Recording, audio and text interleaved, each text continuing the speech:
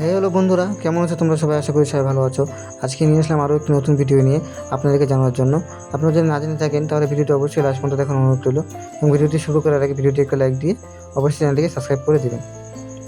CID season 2 এপিসোডে ACP Pradyuman, যার নাম শিবাজি সাট্টম, তিনি আর এসিপি প্রদ্যুমান চরিত্রে অভিনয় করবেন না।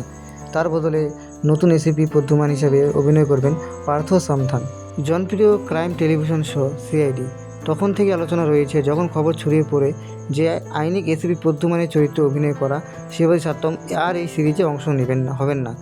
2 দশকের বেশি সময় ধরে এই ভূমিকায় সমর্থক সাট্টম নিশ্চিত করেছেন যে তিনি এই অনুষ্ঠান থেকে বিরতি নিচ্ছেন, যা ভক্তদের আবেগপ্রবণ এবং স্মৃতিকাতর করে তোলে।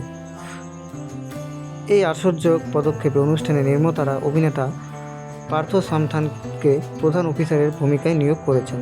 তাকে এখন এসিপি অনুসমান চরিত্রে দেখা যাবে। সিআইডি টিমের নেতৃত্বে দেওয়ার জন্য নতুন চরিত্র হিসেবে, যার মধ্যে রয়েছে প্রিয় অফিসার দয়ানন্দ শেট্টি এবং অভিজিৎ আদিত্য শ্রীবাস্তব।